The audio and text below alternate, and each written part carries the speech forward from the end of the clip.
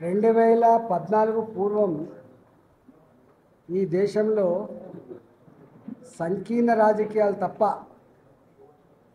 Stable government ఉండే పరిస్థితి లేదు. 2013లో భారతీయ జనతా పార్టీ ఒక సాహసోపేతమైన నిర్ణయం తీసుకున్నది. ఈ సంకీర్ణ రాజకీయాల ఏలుబడిలో స్కాములు, సొంత మంత్రులే జైళ్ల పాలు, దేశం ప్రతిష్ట దిగజారిపోతూ ఉంది. దేశ ఆర్థిక వ్యవస్థ అనుకున్నంతలో పెరగట్లేదు. దేశంలో రిచ్ అండ్ పూర్ మధ్య గ్యాప్ పెరుగుతూ ఉంది.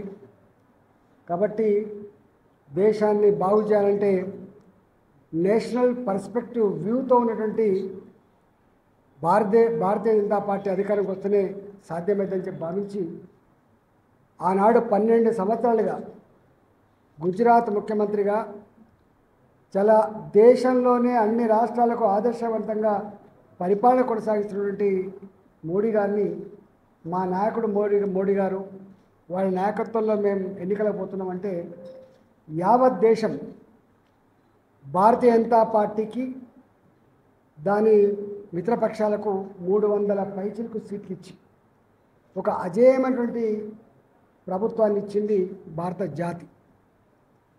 మొట్టమొదటిసారిగా 5 ఏళ్ళు ఎట్లా పరిపాలన చేసిందో దేశమంతా చూసిన తర్వాత మోడీ గారు అలవి కాని హామీలు ఇవ్వలే.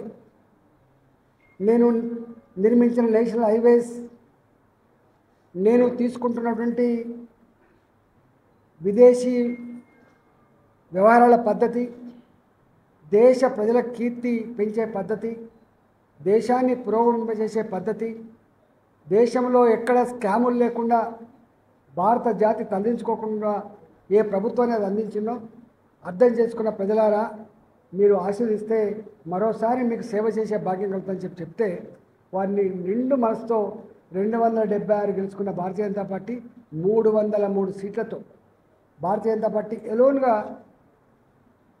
మోడీ గారు మళ్ళీ ప్రధానమంత్రి అయింది. 330 సీట్లతో సంకీర్ణాలకు ఆస్కారం లేదు. భారతీయ జనతా పార్టీ నాయకత్వంలో మోడీ గారి ఆధ్వర్యంలో ఒక అజేయమైన భారత్గా ఎదగాలని చెప్పి సంకల్పించి చేసి 5 ఏళ్లలో ఎన్ని డెవలప్మెంట్స్ అయినాయో అవన్నీ మా వాళ్ళు చెప్తారు, ఆ లిటరేచర్ కూడా మీ ఇస్తారు. ఇవాళ 4 విషయాలు మాత్రం భారత జాతి గర్వపడతారు. ఒకటి, భారత పౌరుడు ప్రపంచంలో ఏ దేశంలో ఉన్నప్పటికీ కూడా ఆమె ఇండియన్ అని గల్లెగరేసి గర్వంగా చెప్పుకున్నటువంటి స్థాయిని తెచ్చినటువంటి మహనీయుడు మోడీ గారు. రెండవది, ఒకప్పుడు పేద దేశంగా వరల్డ్ బ్యాంక్ అప్పిస్తే తప్ప, ఏషియన్ బ్యాంక్ లాంటి బ్యాంకులు అప్పిస్తే తప్ప జీతాలు ఇవ్వలేని ఈ దేశంలో వరల్డ్ బ్యాంకులతో, ఏషియన్ డెవలప్మెంట్ బ్యాంకులతో సంబంధం లేకుండా 2014 పూర్వం 11వ ఆర్థిక వ్యవస్థకు ఉన్న భారత్ ఇవాళ 4వ ఆర్థిక వ్యవస్థకు ఎగబాకింది. That is the beauty of Bharat today. మూడవది, ఇలా ప్రపంచంలో ఉన్న అన్ని మిత్ర దేశాలతో సత్సంబంధం నెలకొల్పడంలో భారతదేశం యొక్క గొప్పతనం ప్రపంచానికి తెలియజేయడంలో మోడీ గారు నిర్వహించిన పాత్ర చాలా గొప్పది. మొన్న ఆపరేషన్ సింధూర్, పహల్గామ్లో వాళ్ళ భర్తల ముందే భార్యల పసుపు కుంకుమ చెరిపేసే పద్ధతిలో వాళ్ళని చంపుతూ ఉంటే అక్కడ కన్నీళ్లు కాచిన మహిళల యొక్క ఆర్తనాదాలు దేశం అట్టుడికిపోయింది.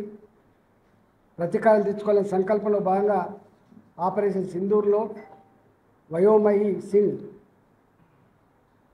ఖురేషి ఇద్దరు వీరవనితలు, మేము యుద్ధంలో పోతాం, భారత జాతిని కాపాడుకునే కర్తవ్యం మా మీద ఉందని చెప్పి ఆపరేషన్ సింధూర్లో 24-25 నిమిషాల్లోనే పాకిస్తాన్లో ఏ టెర్రరిస్టు మూకలైతే అక్కడ ట్రైనింగ్ పొందుతారో ఆ క్యాంపుల మీద విరుచుకపడి ప్రతీకారం తీసుకునే సందర్భం మీకు తెలుసు. అందువల్ల ఈ 11 ఏళ్ల కాలంలో మోడీ గారి నాయకత్వంలో అది నేషనల్ హైవేస్ కావచ్చు, రైల్వేస్ కావచ్చు, ఎయిర్పోర్ట్లు కావచ్చు, నిరుద్యోగ సమస్య పరిష్కారం కావచ్చు, make in India, made in India కావచ్చు, రక్షణ రంగ ఉత్పత్తులు పెంచడం కావచ్చు, విదేశాలకు ఎక్స్పోర్ట్ చేయడం కావచ్చు, అనేక రంగాల్లో ఇవాళ సెల్ఫ్ సస్టైన్ భారతదేశం వెళ్తూ ఉంది. రాబోయే కాలంలో 2047లో భారత్ మార్చింగ్ టువర్డ్స్ వికసిత్ భారత్.